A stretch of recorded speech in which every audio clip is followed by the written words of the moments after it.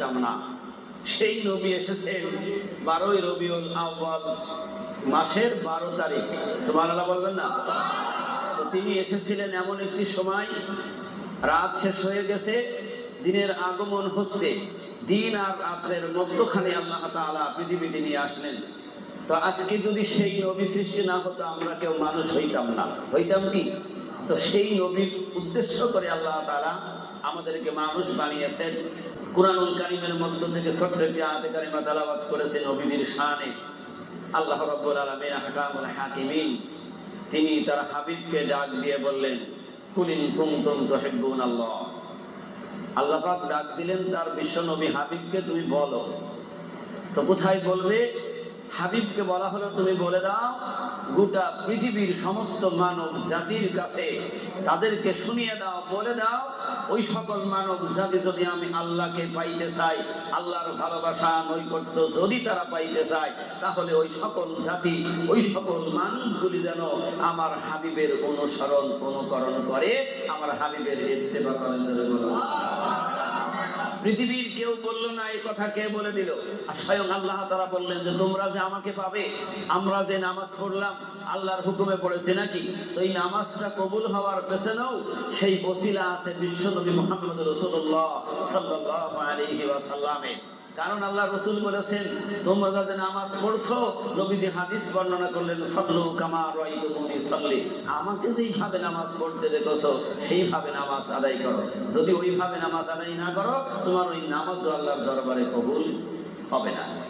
এই জন্য আল্লাহকে পাইতে হলে আগে অনুগত করতে হবে কার? এর কথা বলবেন না কার? নবীজি। নবীজির অনুসরণ অনুকরণ করলে তবে আল্লাহকে পাওয়া যাবে। আর নবীর বাদ দিয়ে আল্লাহ পাওয়া সম্ভব হবে না। সেই নবীর সিরাত, নবীর শানে আজকে দোয়ার অনুষ্ঠান, নবীর সেই আশার আগমনের জন্য নফল রোজা, এগুলি করলে আবার পেছনে কেউ আছে মদত যোগাচ্ছে, সে বলতেছে এগুলি করা সব বেদাত। নবী যে আসবে পৃথিবীতে এই জন্য আমরা খুশি না? নবীর জন্য এই সিরাত মাহফিল করা, দোয়ার অনুষ্ঠান করা, তার শানে নাতে রাসূল পাঠ করা, তার শানে দরুদ ও সালাম পাঠ করা, এটা হলো আনন্দ খুশির জন্য। সুবহানাল্লাহ বলেন। নবীজি পৃথিবীতে আসবে, কুল কায়নাত, চন্দ্র সূর্য নক্ষত্র সমস্ত কিছু খুশিতে আনন্দে বাগবাগ হয়ে গেছে যে আমাদের মাঝে এমন একজন আল্লাহর হাবিব আসছে যার নাম হলো রহমাতাল লিল আলামিন। যারা বলেন না সুবহানাল্লাহ। সেই নবী না হইলে আমি আপনি মানুষ হইতাম না। হইতাম কি? পৃথিবী, আল্লাহ বলছে আমি পৃথিবী তো বানাতাম না।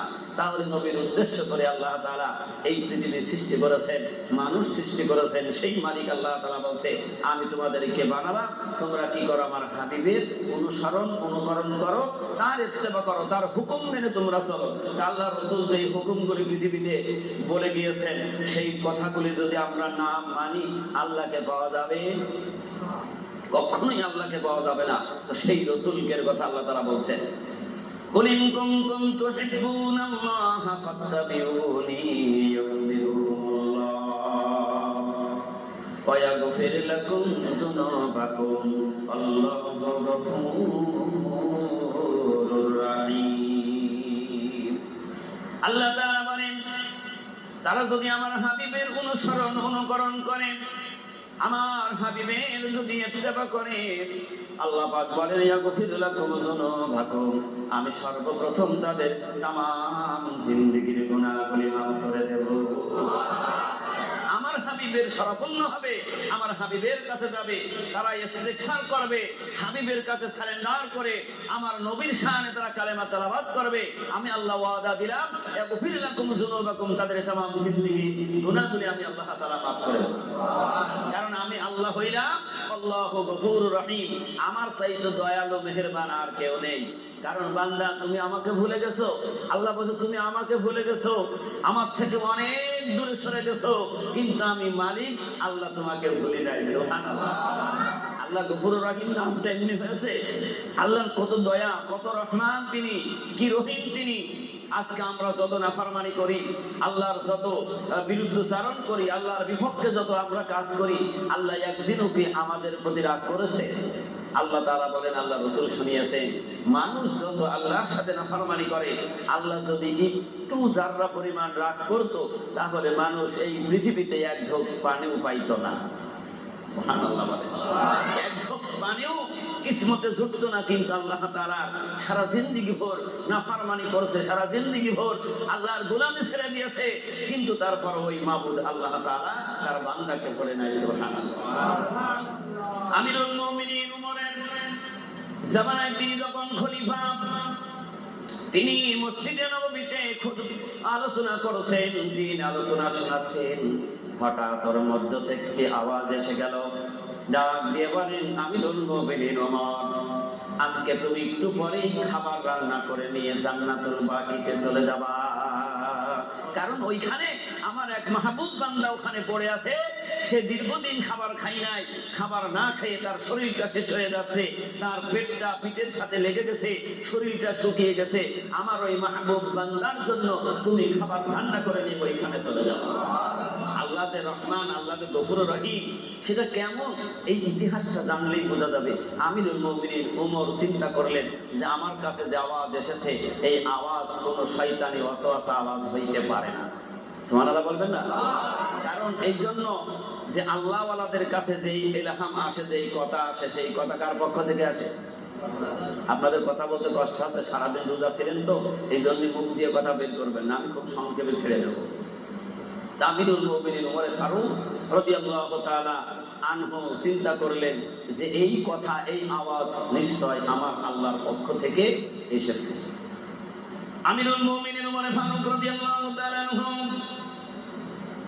চিন্তা করলেন যে জান্নাতুল বাকিতে এমন এক মেহমান আছে, কারণ ওইখানে তো কোনো মানুষের ঘর নেই, বাড়ি নেই। আল্লাহ তাআলা কেন একটা মেহমানের জন্য রান্না করে নিয়ে যেতে বললেন? মসজিদ থেকে বেরিয়ে গিয়ে আমিরুল মুমিনিন ওমর ফারুক রাদিয়াল্লাহু তাআলা আনহু গোসল করলেন, ওযু করলেন, সুন্দর পবিত্র হয়ে নিজ হাতে রান্না করলেন।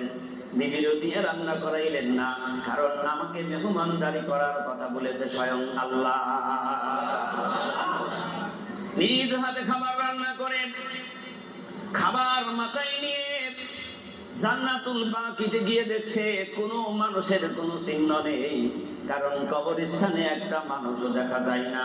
মনে মনে চিন্তা করলেন, কোথায়, কোন অবস্থায়, কোথায় কে আছে? আমি যে খাবার রান্না করে নিয়ে এসেছি, নিশ্চয় কেউ আছে, নইলে আমার আল্লাহ তাআলা আমাকে কখনো অর্ডার করতো না। মনে মনে চিন্তা করছেন যে শয়তান তো আমাকে ধোঁকা দেবে না, কারণ হাদিসের মধ্যে পাওয়া যায় যে আমিরুল মুমিনিন ওমর ফারুক রাদিয়াল্লাহু তাআলা আনহু যেই রাস্তা দিয়ে যাইতেন, সেই রাস্তায় শয়তান প্রবেশ করতো না। সুবহানাল্লাহ। এত মর্যাদা, এত বড় সম্মান, এত বড় দামি মানুষ হলো কিসের কারণে? ওই বিশ্ব নবী মুহাম্মদুর রাসূলুল্লাহ সাল্লাল্লাহু আলাইহি ওয়াসাল্লামের সুহবতের কারণে, নবীজির অনুসরণ, অনুকরণ, নবীজির ইত্তেবা করার কারণে আল্লাহ তাআলা ওমরকে এত বড় বানিয়ে দিলেন। ধরে বলুন সুবহানাল্লাহ। সেই নবীর মাসে আজকে আমরা এই মসজিদে বাইতুল্লাহ ঘরে উপস্থিত হয়েছি। ওমর খাবার মাথায় করে নিয়ে টোটাল জান্নাতুল বাকি ঘোরাঘুরি করছে। আমাদের কষ্ট হচ্ছে? জান্নাতুল বাকির মধ্যে ঘোরাঘুরি করছে, কোথাও কোনো কিছু পাওয়া যায় না। শুধু চিন্তা করছে যে আল্লাহ তাআলা আমাকে অর্ডার করেছে, আমি নিজে মেসিয়ার হয়ে রান্না করেছি। মেসিয়ার বোঝেন? নিজেই বাবুর্চি, নিজেই রাঁধুনি, যে আমি নিজ হাতে তার মেহমানদারি করে খাওয়াবো। আল্লাহ আমাকে বললেন যে একজন আল্লাহওয়ালা মানুষ, নেককারওয়ালা মানুষ, তুমি যাও, তার একটু খাবার খাওয়াও। ঘুরে ঘুরে কোথাও না আপনি বেরিয়ে চলে যাবেন গেটের পাশে, তার খাবারের বোঝাবে একটু নাবিয়ে চিন্তা করছেন যে আমি তো পারলাম না, কোথায় যাব, কোন মেহমান? বেরিয়ে চলে যাবেন। হঠাৎ নজর পড়ে গেল যে একটা ভাঙা কবরের মধ্যে মাটির সাথে মিশে একটা বান্দা শুয়ে রয়েছে, যেই বান্দার কোনো খেয়াল নেই, হুঁশ নেই, ঘুমন্ত মতো হয়ে সে বেহুশ হয়ে পড়ে আছে। আমিরুল মুমিনিন ওমর ফারুক রাদিয়াল্লাহু তাআলা আনহু মনে মনে চিন্তা করলেন যে এটা মরা না যেটা। কাছে গিয়ে তার আওয়াজ ছেড়ে দিয়ে ডাক দিলেন, ইয়া আব্দুল্লাহ। ওমরের গলার কণ্ঠ ছিল এত বড় আওয়াজ, যেই উমরের গলার আওয়াজ আল্লাহ তাআলা তীক্ষ্ণ করে দিয়েছিলেন। এই মসজিদে নববী থেকে যার জাবাল পাহাড় পর্যন্ত উমরের কণ্ঠ চলে গিয়েছিল। কারণ ওইখানে সাহাবায়ে কেরাম সেখানে জিহাদের ময়দানে গিয়ে আটকিয়ে গেছে, বিপদের সম্মুখীন পড়ে গেছে। আমিরুল মুমিনিন ওমর ফারুক রাদিয়াল্লাহু তাআলা আনহু মসজিদের মেম্বারে দাঁড়িয়ে খুতবা দিচ্ছে। গাইব আওয়াজ তিনি বুঝতে পারলেন তারা এখন বিপদে মুসিবতে। এখান থেকে ডাক দিয়ে বলেন, ইয়া শারিয়াতাল জাবাল। ওমরের কণ্ঠ তারা শুনতে পেয়েছিল। সুবহানাল্লাহ বলবেন না? এই আওয়াজ পৌঁছিয়ে দেওয়ার মালিক কে? আল্লাহকে আগে পাইছে না নবীর অনুকরণ করে পেয়েছে? বুঝতে হবে। আলোচনাটা শুধু হা করে শুনলে হবে না, একটু দিল দিয়ে বোঝার চেষ্টা করতে হবে যে উমর এত বড় মর্তবা কেন পেল। ওই বিশ্ব নবী মুহাম্মদ রাসূলুল্লাহর অনুকরণ করেছে, তার ইত্তেবা করার কারণে তার মর্যাদা সম্মান আল্লাহ তাআলা জমিনের মধ্যে এত বৃদ্ধি করে দিয়েছে। যখন আমিরুল মুমিনিন ওমর ডাক দেন, আব্দুল্লাহ, তার গলার কণ্ঠ শোনার সঙ্গে সঙ্গে ওই মানুষটা চমকাইয়ে উঠে, তার জ্ঞান ফিরে পেয়েছে। বেহুশ অবস্থায় পড়েছিল, ঘুমন্ত অবস্থায় পড়েছিল। ওমরের কণ্ঠস্বর শুনে তার দেহের মধ্যে ভূমিকম্পর মতো তৈরি হয়ে গেছে ভয়তে। কারণ সে জানে যে উমরের সামনে যারা দুশমনি করেছে কেউ উমরের হাত থেকে রেহাই পাই নাই। সুবহানাল্লাহ বলবেন না? যারা নবীজির সাথে দুশমনি করেছে, আল্লাহর সাথে দুশমনি করেছে, উমরের বিচার ছিল খুব কঠিন। আপনারা অনেক ইতিহাস জানেন, আমি সেদিকে যাব না, মাওলানা সাহেবরা আছে, এরা বুঝাবেন। তো এত ভয় তার অন্তরে জেগেছে যে আমি যে সারাটা জীবন আল্লাহর গোলামি করি নাই, আজকে উমরের হাত থেকে আর আমি রেহাই, কথা বলছেন না কেন? আজকে উমরের হাত থেকে আমি আর রেহাই পাবো না। কারণ উমর যখন এসেছে, কারণ উমরে ফারুক রাদিয়াল্লাহু তাআলা আনহু তিনি তো অর্ধজাহানের খলিফা, রাজত্ব করেছেন অর্ধজাহান, পৃথিবীর অর্ধজাহান তিনি খলিফার চেয়ারে বসে তিনি রাজত্ব করেছেন। হাতে একটা চামড়ার বেত থাকতো, সুবহানাল্লাহ বলেন। এটাই সে লাঠি হিসাবে ব্যবহার করত। উমরের কোনো প্রহরীদার, তার কোনো বডিগার্ড, কোনো রক্ষীদার লাগে নাই, নিজেই একা একা ঘুরেছেন, চলেছেন। সুবহানাল্লাহ বলবেন না? রাষ্ট্রপতি যদি আমাদের হয়, তার সামনে গাড়ি, পিছনে গাড়ি, কত মিলিটারি, কত পুলিশ ফোর্স দেওয়া লাগে কি লাগে না? আর আমিরুল মুমিনিন ওমর তিনি একাই চলতেন, কিবা রাত কিবা দিন, হাতে ওই বেতের ছড়ি দেখে তিনি চিন্তা করলেন যে আজকে উমরের হাত থেকে আর আমি রেহাই পাবো না। ভয়তে ভয়তে কোন রকম তাকিয়ে আছে। ওমর ডাক দিয়ে বললেন, ওঠো, তুমি ওঠো। বলে, ভাই আমি তো তোমাকে ভয় পাচ্ছি। আমিরুল মুমিনিন ওমর বলেন, ভয়ের কোনো কারণ নেই, আমি তো তোমাকে মারতে আসি নাই, তোমাকে প্রতিঘাত করতে আসি নাই। আমি তোমার জন্য মেসিয়ার হয়ে, আমি বাবুর্চি হয়ে আজকে তোমার জন্য রান্না করে খাবার নিয়ে এসেছি। তবে বলো, তুমি কোন নেক আমলটুকু করেছো? তুমি কোন আমল করেছো যে আমলের কারণে আমার মালিক আল্লাহ রাব্বুল আলামিন আমাকে ডাক দিয়ে বলেছেন, ওমর রে যা যা যা, তুই নিজ হাতে রান্না করে আমার ওই মাহবুব বান্দার জন্য জান্নাতুল বাকির কবরের ওখানে নিয়ে খানা খাওয়া। তুমি উঠে আসো, আমি তোমার জন্য খাবার রান্না করে ফেলেছি। এবার কবরের মধ্যে তিনি বসে ডাক দিয়ে বলেন, ও ওমর, তুমি জানো আমি জিন্দেগিতে যতদিন আমার শরীরে শক্তি ছিল, এর মধ্যে জীবনে কোনোদিন আমার মালিকের একটা সিজদাও আমি দিই নাই। আল্লাহু আকবার। আমার গাল বুঝায় যতদিন যাচ্ছিল, ততদিন ভক্তি, শ্রদ্ধা, ভালোবাসা দিয়ে আমার ওই মালিক আল্লাহকে আমি জীবনে কোনোদিন একটা ডাকও দেই নাই। যতদিন আমার শরীর ভালো ছিল, ততদিন আমি ওই মালিকের কাছে একটু সিজদাও কোনোদিন লাগাই নাই। কিন্তু মরলে তুমি জানো, আমার কাজ ছিল শুধু মানুষের গান শোনানো আর রুজি রুটি অন্বেষণ করাই দিয়ে আমার সংসার চালাতাম। আল্লাহু আকবার বলেন। আমার কাজ ছিল যে আমি শুধু গান গেয়েছি, কিন্তু সে যে দৃশ্য দিয়ে গান গাইতে, সেই গানের একটাটা তার হাতেই রয়ে গেছে। আল্লাহু আকবার বলেন। আমি আমার জিন্দেগিতে শুধু মানুষের গান শোনাতাম, কিন্তু সেদিন আমার গান মানুষের শুনতো, কিন্তু যেদিন আমার গালের দাঁতগুলি সব পড়ে গেল, মুখের চামড়া জড়িয়ে গেল, কথা সোজা করে আর বলতে পারি না, আমি ভালো গান আর শোনাইতে পারি না, দুনিয়ার মানুষ আমার গান আর শোনে না। কি এরকমের ভাইকে ভাই না? দুনিয়ার মানুষ আমার আর গান শোনে না। কিন্তু তুমি জানো আমার কেউ নেই, ছেলে মেয়ে নেই, বিবি বাল বাচ্চাও নেই, আমি একা। আমাকে আর গান শুনতে চাই না, আমি খাবারও পাইনি, কিন্তু যেদিন আমি সুস্থ ছিলাম গান গাইতাম, আমার পকেট ভর্তি টাকা থাকতো।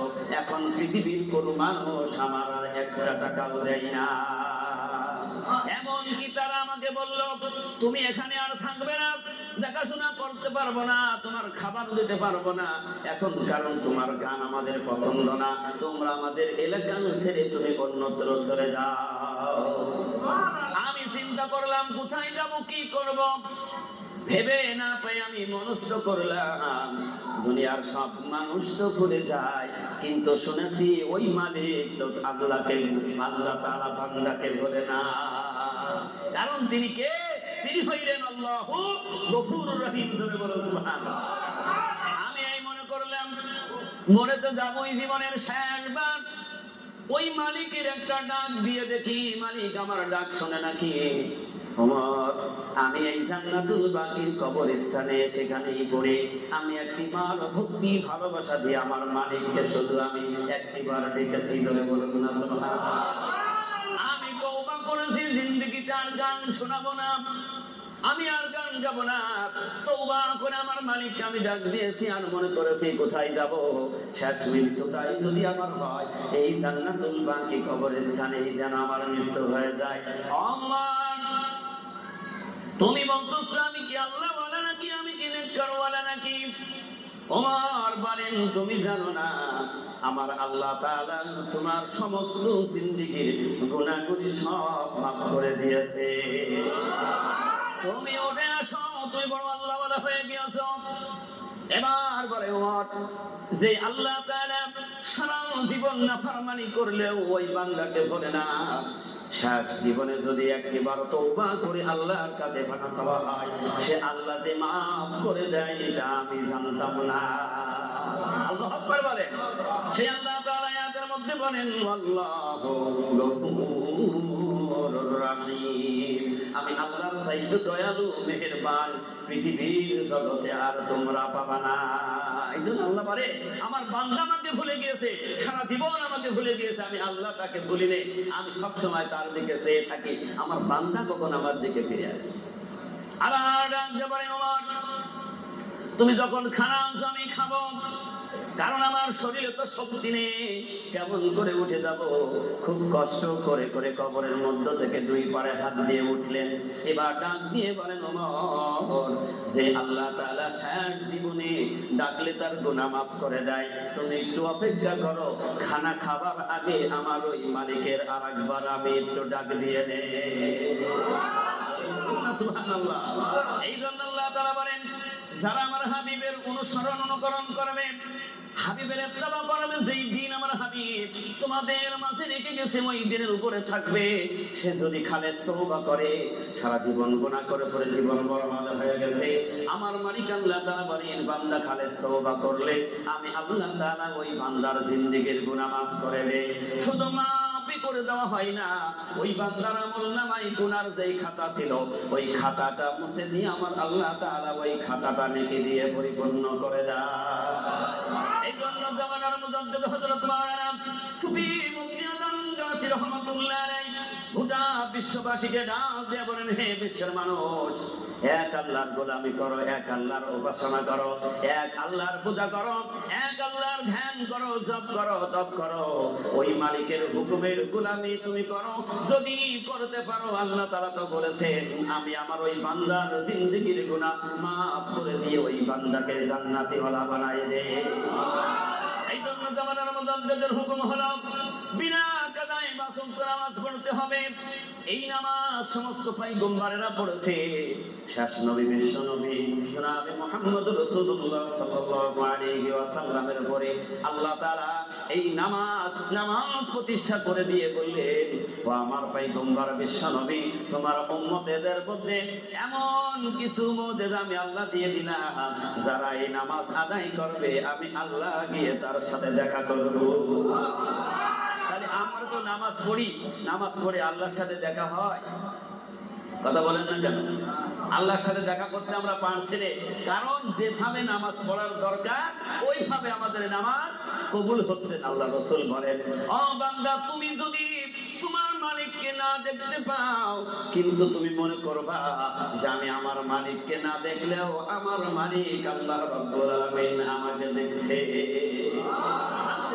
এই জন্য বান্দা যখন নামাজে দাঁড়াবে তখন খুব নরম হয়ে ভদ্র চিত্তে ভালোবাসা, বুক ভরা ভালোবাসা নিয়ে নামাজের কাতারে দাঁড়াবে। সুবহানাল্লাহ জোরে বলেন। দাঁড়ালে কি হবে? আল্লাহ তাআলা বড় খুশি হয়ে যাবে। আমিরুল মুমিনিন ওমরের মর্যাদা কেন বেশি বলেছি? কারণ তিনি অনুকরণ করেছে বিশ্ব নবী। অনুসরণ করার জন্য তার আদর্শ, তার চরিত্র, তার ভালোবাসা, মহব্বত এত হয়ে গেল।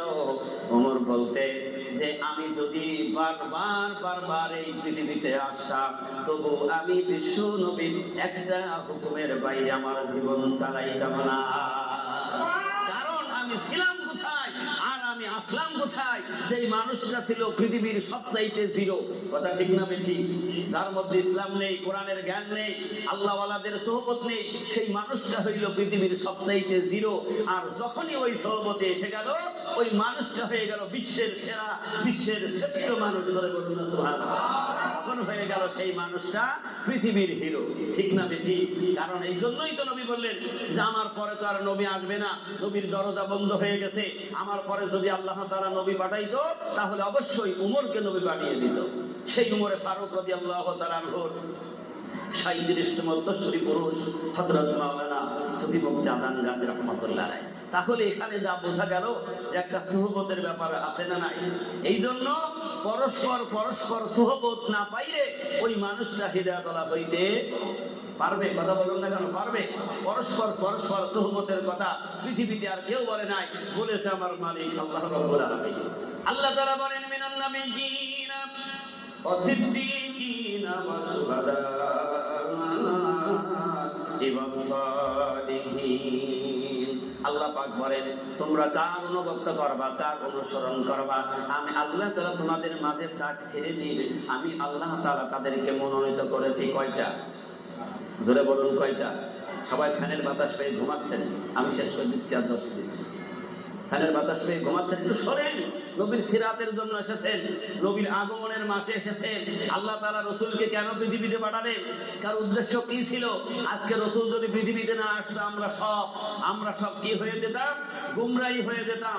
আমরা যে মানুষ, এর কোন আদর্শ চরিত্র বলে কিছু থাকতো না। ঠিক না বেঠিক? রাসূল আসার আগে যে সময়টুকু ছিল, ঈসা আলাইহিস সালাতু ওয়াস সালাম চলে যাওয়ার পরে 570 বছর কোনো পয়গম্বর পৃথিবীতে ছিল না। একটু ভাবতে হবে যে আল্লাহ তাআলা রাসূলকে পাঠিয়েছেন, আমরা কত ভাগ্যবান। ঈসা আলাইহিস সালাতু ওয়াস সালাম চলে যাওয়ার পর 570 বছর কোনো পয়গম্বর পৃথিবীতে ছিল না। আর ওই সময়টা কি হয়েছিল জানেন? অন্ধকার বুঝেন, যেখানে বাতি না থাকলে কিছু দেখা যায় না। অর্থাৎ মানুষ যে আছে এটা কিছু বোঝা যেত না। কারণ গরু আর মানুষের মধ্যে পার্থক্য নেই, পশু আর মানুষের মধ্যে কোনো পার্থক্য ছিল না। আল্লাহ তাআলা এই জন্য বলছে যে জাহেল মানে মূর্খ হয়ে গেছে, বরবাদ হয়ে গেছে। মূর্খ অর্থাৎ যার মধ্যে কোনো জ্ঞান নেই।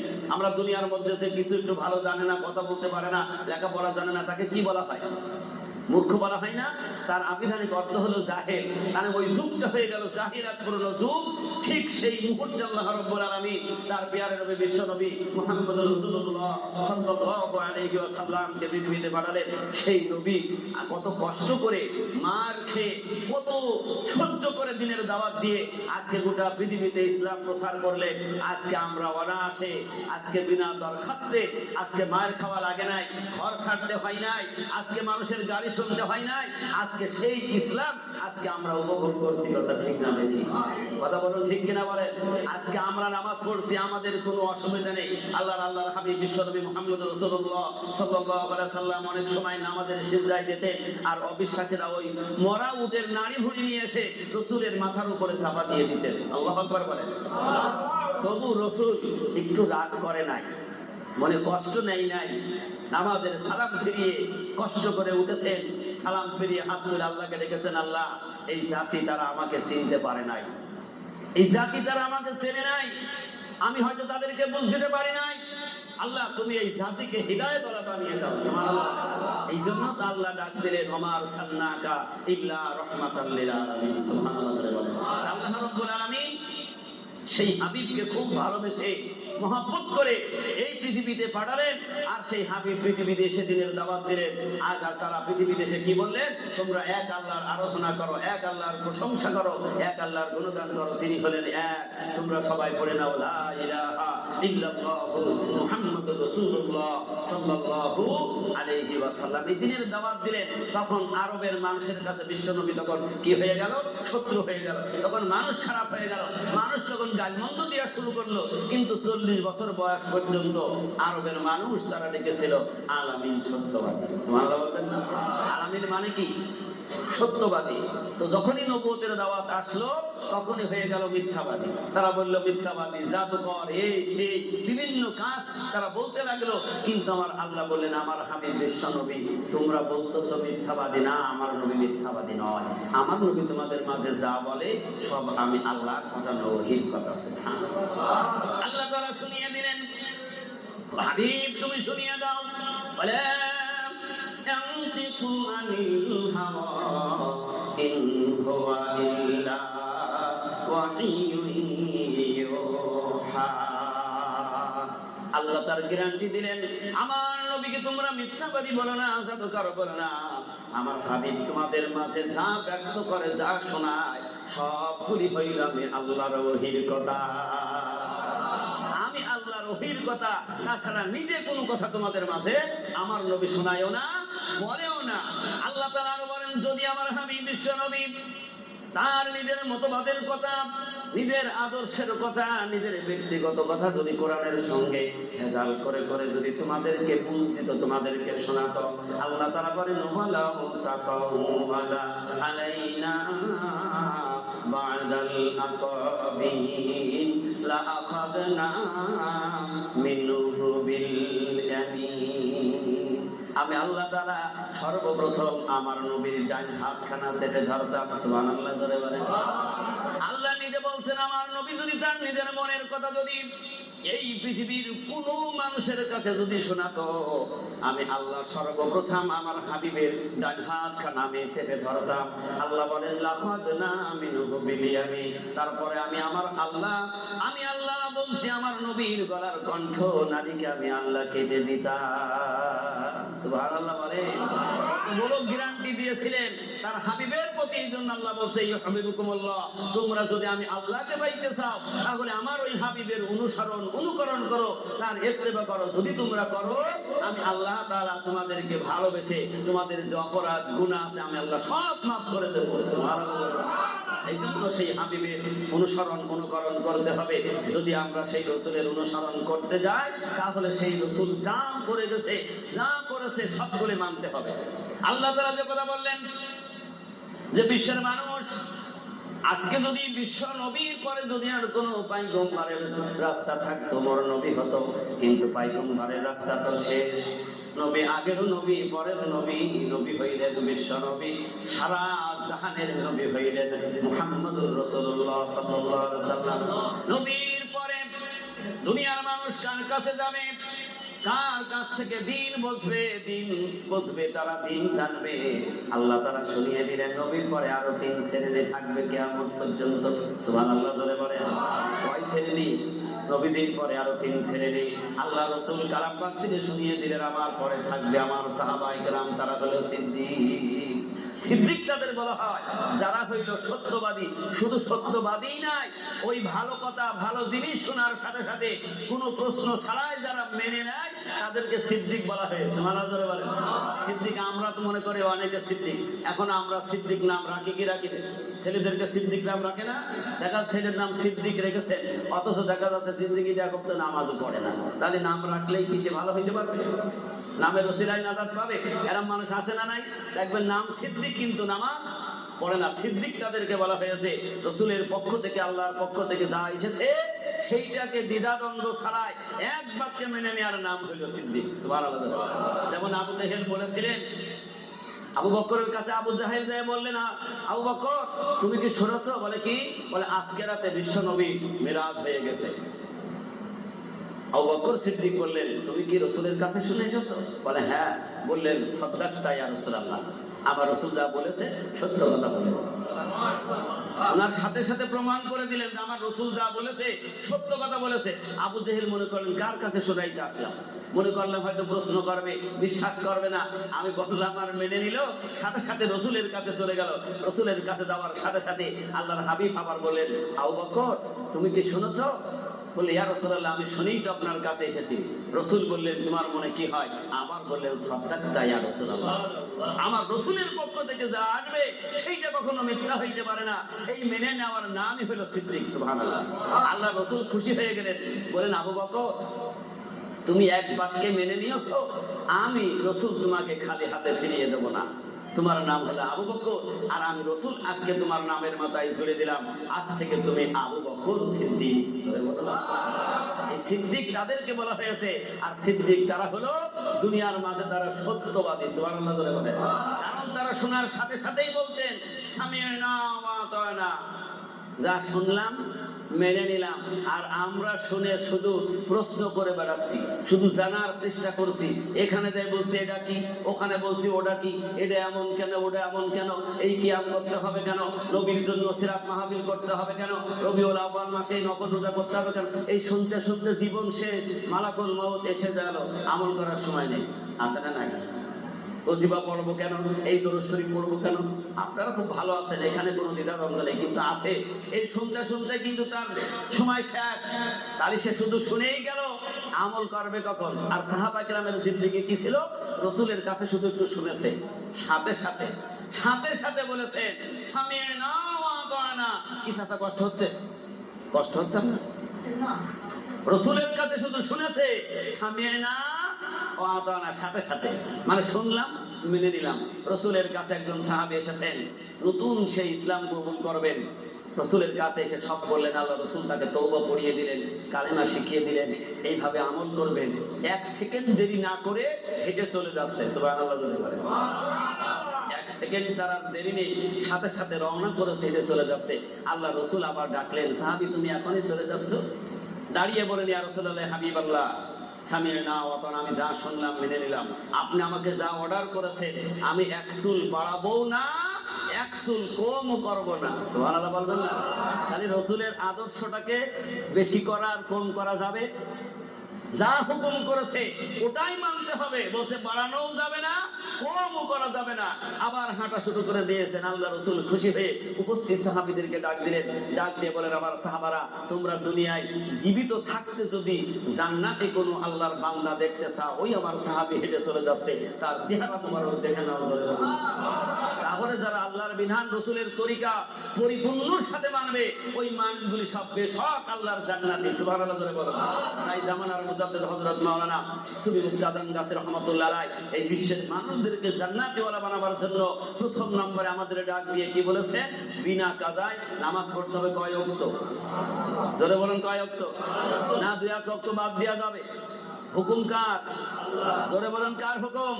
আল্লাহর হুকুম। কারণ আমরা 5 ওয়াক্ত সময় পাইনি, যদি ওই বাজেট থেকেই যেত। আচ্ছা বলুন তো, এই আমল করে জান্নাতে যাওয়ার কোনো পথ ছিল? কয়বার পড়তে হতো? প্রথম ওহী হয়েছিল কয়বার? 50 বার। আপনি চিন্তা করেন, 24 ঘন্টার মধ্যে 50 বার এই ঘরে আসতে হতো, আর আপনারা আর বাকি কাজ কনে দিতেন? সময় পাইতাম কেউ? 50 বার এখানে আসবেন, হিসাব করেন 24 ঘন্টায় 50 বার আসলে কয় ঘন্টা পর পর আসতে হতো? মনে করেন 1 ঘন্টায় 2 বার আসতে হতো। 50 বার আসতে হলে রাত দিন 24 ঘন্টা, তাহলে আরো 1 ঘন্টারও মানে আধা ঘন্টারও কম সময় লাগবে এক ওয়াক্ত নামাজে আসতে। ভালোবাসা, মহব্বত, দয়া দেখাইছেন কে? জোরে বলুন, কে? কার খাতিরে? কার খাতিরে? একটু ভাবতে হবে, কার খাতিরে? রাসূল যদি ফিরে গিয়ে আল্লাহর কাছে যদি ফরিয়াদ না করতেন, নামাজ 50 শব্দই থাকতো। সুবহানাল্লাহ বলবেন না? সেই হাবিব ফিরে গিয়ে আল্লাহর কাছে দরখাস্ত করেন, আল্লাহ আমার উম্মত পারবে না কেন? আরেক পয়গম্বর সহযোগিতা করে শিখিয়ে দিলেন। জোরে বলুন না সুবহানাল্লাহ। তিনি হলেন কে? মুসা আলাইহিস সালাতু ওয়াস সালাম। কারণ এক পয়গম্বর আরেক পয়গম্বরের খবর জানতে পায়। সুবহানাল্লাহ বলবেন না? আরেক পয়গম্বরের উম্মতের খবরও জানে। তো তিনি তার পরামর্শে তিনি ফিরে গেলেন। যাওয়ার পরে আল্লাহ তাআলা কমিয়ে দিলেন। ওসিলা কার? রসুলের ওসিলা তিনি আবার আসলেন, আবার গেলেন, এইভাবে কমিয়ে নিয়ে আসলেন। শেষ থাকলো কয় ওয়াক্ত? জোরে বলতে হবে কয় ওয়াক্ত? যে ঘুমাচ্ছে জোর করে ধাক্কা দিয়ে আস্তে করে নড়ি দেন। থাকলো কয় ওয়াক্ত? 5 ওয়াক্ত। এই 5 ওয়াক্ত নামাজ যে ব্যক্তি পড়বে, আমার মালিক আল্লাহ তাআলা বলে দিলেন যে হাবিব, তোমার উম্মতেরা যদি 1 ওয়াক্ত নামাজ পড়ে, আমি আল্লাহ তাআলা 10 ওয়াক্ত নামাজের নেকি তার আমলনামায় লিখে দেব। খালি 5 ওয়াক্ত আদায় করলে নামাজ হয় কয় ওয়াক্ত? জোরে বলেন না কয় ওয়াক্ত? 50 ওয়াক্ত। তাহলে আমরা বোনাস পাচ্ছি 9 ওয়াক্ত। কয় ওয়াক্ত? 1 ওয়াক্ত পড়লে বাকি কয় ওয়াক্ত? 9 ওয়াক্ত বোনাস। তার মানে 10 ওয়াক্ত 1 ওয়াক্তে, তাহলে 1 ওয়াক্ত পড়লাম আর বাকি বোনাস পেলাম কয় ওয়াক্ত? 9 ওয়াক্ত নামাজ বোনাস। এত নেকি যে তাহলে একটা বান্দা প্রত্যেকদিন 5 বার নামাজ আদায় করবে, আল্লাহ তাআলা তার আমলনামায় 50 ওয়াক্ত নামাজের নেকি আল্লাহ তাআলা দান করে দেবে। এইজন্য এত নেকি কেন লাগবে? সেদিন নেকির প্রয়োজন আছে, নেকির প্রয়োজন রয়েছে, এইজন্য এত নেকি কামাই করতে হবে। এইজন্য মুর্শিদ কি বলে দিলে যে বিনা কাজায় 5 ওয়াক্ত নামাজ আদায় করো। তোমার কালটা গুনার কারণে কালো দাগ পড়ে গিয়েছে, ওই ভিতরে কোনো মেশিন দিয়ে সাফ করার হাতিয়ার নাই, ওটা সাফ করবে কি দিয়ে? ওই কালাম পাকের জিকির দিয়ে। জোরে বলুন সুবহানাল্লাহ। এইজন্য আল্লাহ তাআলা বলেছেন আফজালুল ইবাদাতি তিলাওয়াতুল কোরআন, তিলাওয়াতুল কোরআন। আল্লাহ রাসূল শুনিয়ে দিলেন যে নামাজের পরে সবচেয়ে বড় জিকির হলো কোরআন তেলাওয়াত করা। কামের ওলি আল্লাহ তারা গবেষণা করে চিন্তা ফিকির করে দেখলেন, আল্লাহ যেহেতু শুনিয়েছে রাসূলের মাধ্যম দিয়ে যে নামাজের পরে বড় ইবাদত হলো কালাম পাক তেলাওয়াত করা, এই জন্য তো মুর্শিদ আমাদেরকে কি দিলেন, তোমরা কি করো নামাজের পরে এই 3 মিনিটের ওজিফা পড়ো, কারণ তোমরা তো ব্যস্ত। যদি সূরা ইয়াসিনের আমল দিতেন আমরা কয়জন করতে পারতাম? সূরা রহমান যদি পড়তে বলতেন আমরা কয়জন পড়তে পারতাম? আল্লাহ বন্ধু যারা গবেষণা করে চিন্তা ফিকির করে চতুর্দিকে ভেবেছে যে কোন আমলটা করলে সে সহজে আমল করে যাইতে পারবে। সুবহানাল্লাহ বলবেন না? সূরা ফাতিহা জানেন এমন কোন মানুষ আছে? সবাই সূরা ফাতিহা জানে, পড়তেও সহজ। সূরা ইখলাস জানে, পড়তেও সহজ। সময় লাগে কম সময়ের মধ্যে ভরপুর পরিপূর্ণ নেকি রয়েছে। সুবহানাল্লাহ। যে ব্যক্তি সূরা ফাতিহা একবার তেলাওয়াত করবে সে 20 পারা কালাম পাকের নেকি হাসিল করলো। যে ব্যক্তি একবার সূরা ইখলাস তেলাওয়াত করলো সেই ব্যক্তি কি হয়ে গেল? সে 1 খতম কালাম পাকের নেকি হাসিল করলো। সুবহানাল্লাহ। এইজন্য সূরা ফাতিহা, সূরা ইখলাস 3 বার পড়বেন, 1 খতম কালাম হবে। সূরা ফাতিহায় 20 পারা কোরআনের নেকি হবে। আপনি প্রত্যেক দিন যদি 5 বার যদি এই 1 খতম 20 পারা কালাম পাকের নেকি নিয়ে যদি আল্লাহর কাছে যদি জমা করতে থাকেন, তাহলে কিয়ামতের দিন দেখবেন লক্ষ কোটি কোটি কোটি কোটি কালাম পাকের নেকি আপনার আমলনামায় জমা হয়ে গেছে। ধরে বলুন সুবহানাল্লাহ। আরেকটা সবচেয়ে বড় প্লাস পয়েন্ট হলো, উপহার হলো, আমি আপনি এই আমল করে চলে যাব, সারা জীবন তো থাকবো না। থাকবো কি? এই পৃথিবীর থেকে আমি আপনি আমল করে চলে যাব, এই পৃথিবীর মঞ্চ ত্যাগ করে চলে যাব, আমার আপনার আমলের রাস্তা বন্ধ হয়ে যাবে। আমল করতে পারবো কবরে? কথা বলুন না কেন? কবরে গিয়ে কি আমল করবে? কিন্তু আমলের রাস্তা কি হবে? বন্ধ হয়ে যাবে। আমার মুর্শিদ বললেন, বাবা তুমি এই আমল করে যদি দুনিয়া থেকে যাইতে পারো, তুমি কবরে শুয়ে শুয়ে কিয়ামত পর্যন্ত সাদগায়ে জারিয়া নেকি তুমি পাইতে থাকবা। জোরে বলুন না সুবহানাল্লাহ। জোরে বলুন সুবহানাল্লাহ। তাহলে এই ওজিফা পড়লে লাভ না ক্ষতি? কথা বলেন না কেন? লাভ না ক্ষতি? আমি আপনি টুটা ফাটা যাই আমল করে দুনিয়া থেকে যাব, লক্ষ লক্ষ কোটি কোটি পীর ভাই পীর বোন আল্লাহ ওয়ালারা যারা মাহবুব বান্দা তারাও এই ওজিফা পড়ে আল্লাহর কাছে ফরিয়াদ করবে, আল্লাহ যে ব্যক্তি ওজিফা পড়ে দুনিয়া থেকে চলে গেছে তুমি তার রূহ মুবারকে হাদিয়াটুকু পৌঁছাই দাও। জোরে বলুন না সুবহানাল্লাহ। এই শব্দ হাসে বন্ধ করে দেন, এই শব্দ বন্ধ করে দেন, ফ্যান বন্ধ করে দেন। আপনারই দরুদ আল্লাহুম্মা সাল্লি ওয়া সাল্লিম বারিক আলা ওয়ালিকা রাসূলিল কারীম রাহমাতাল লিল আলামিন শাফিল মুজরিমিন সাইয়্যিদিনা মাওলানা নবিয়্যিনা মুহাম্মাদিন ওয়া আলা আলিহি ওয়া আহলি বাইতিহি ওয়া আওলাদিহি ওয়া যুররিয়াতিহি ওয়া আজওয়াজিহি ওয়া আসহাবিহি ওয়া আউলিয়াইহি ওয়া উম্মতিহি আজমাইন কামা সাল্লাইতা ওয়া সাল্লামতা বারাকতা রাহিমতা আলা সাইয়্যিদিনা ইব্রাহিম ওয়ালা আলি সাইয়্যিদিনা ইব্রাহিম ইন্নাকা হামিদুম মাজিদ। সবাই জবান ছেড়ে দিয়ে দোয়া শরীফ পড়ি। আল্লাহুম্মা সাল্লি ওয়া সাল্লিম ওয়া বারিক আলা ওয়ালিকা রাসূলিল কারীম রাহমাতাল লিল আলামিন শাফিল মুজরিমিন সাইয়্যিদিনা মাওলানা নবিয়্যিনা মুহাম্মাদিন ওয়া আলা আলিহি ووالده وأهل بيته وأولاده وذريته وأزواجه وأصحابه وأوليائه وأمته أجمعين كما صليت وسلمت وباركت وباركت على سيدنا إبراهيم وعلى آل سيدنا إبراهيم إنك حميد مجيد। এই জন্য আমরা ভালোবাসবো কাকে? বিশ্ব নবী মুহাম্মদ রাসূলুল্লাহ সাল্লাল্লাহু আলাইহি ওয়াসাল্লামকে। কথা ঠিক না ঠিক? তাহলে রসুলের অনুগত্য করবো তো আমরা সবাই। তাহলে রসুলের আদেশ আমরা কি মানবো? পুঙ্খানুপুঙ্খানু মানবো। কিন্তু এখন কথা হলো আমাদের মাঝে এখন রসুল নাই। আছে কারা? ওরাসাতুল আম্বিয়া, নাইবি নবী আছে আমাদের মাঝে। আছে নাইবি নবী, তারা হলো নবীর ওয়ারিস। আজকে তারা যে হুকুম করবে, অনুসরণ অনুকরণ ইত্তেবা তাদেরকে করতে হবে। সুবহানাল্লাহ করে বলেন। এই কথা কে বলে দিয়েছে? আল্লাহ বলেছেন যে আমি 4টা শ্রেণী আমার বান্দা, তাদেরকে আমি আল্লাহ মনোনীত করেছি। তো শেষ 4র্থ নম্বর এসে গেছে। সুবহানাল্লাহ বলবেন না? এখন 4র্থ নম্বর এসে গেছে। এই 4র্থ নম্বর হলো কামেল ওলি আল্লাহ। আর ওই কামেল ওলি আল্লাহর অনুসরণ অনুকরণ যারা করবে, তারা ওই রাসূলের অনুসরণ অনুকরণ করবে।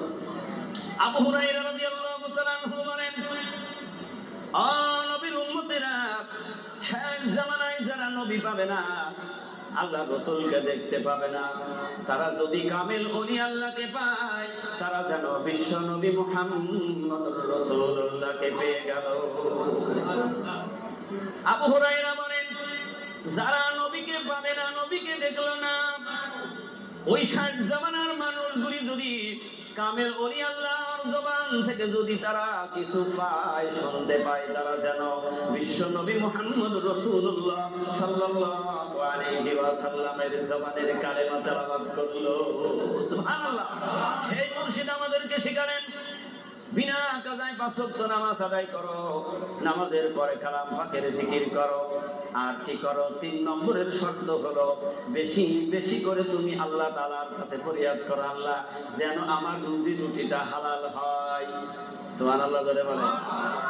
রুজি যদি হালাল না হয়, যত ইবাদত করি, যতই রবিউল আউয়ালের অনুষ্ঠান করি, যত নামাজি হই, যত তাসবিহ তাহলিল করি, জিকির করে করে জীবনটা শেষ করেও যদি দে, আমার রুজি রুটি যদি হালাল না হয়, একটা জিকির, একটা তাসবিহ, একটা হজ, একটা যাকাত, একটা দান সদকা আমার মালিক আল্লাহর দরবারে কবুল হবে না। এই জন্য আমার আপনার লাগবে হালাল রুজি রুটি। কে শিখালেন? ষাট জামানার সংস্কারক আরিফ বিল্লাহর বাদশা হযরত মাওলানা সুফি মুক্তাদান গাজী রাহমাতুল্লাহ আলাইহি। জোরে বলুন সুবহানাল্লাহ। এবং তিনি 4র্থ কথা বললেন, দুনিয়ার মানুষ যদি আল্লাহকে পাইতে চায়, রাসূলের ভালোবাসা যদি পাইতে চায়, তাহলে 4র্থ নম্বরে তাদের কাজ হবে। কি কাজ হবে? সাধ্যমতো তাকওয়া পরহেজগারি করা। হালাল যদি না হয়, কোনটাই আল্লাহর দরবারে কবুল হবে না।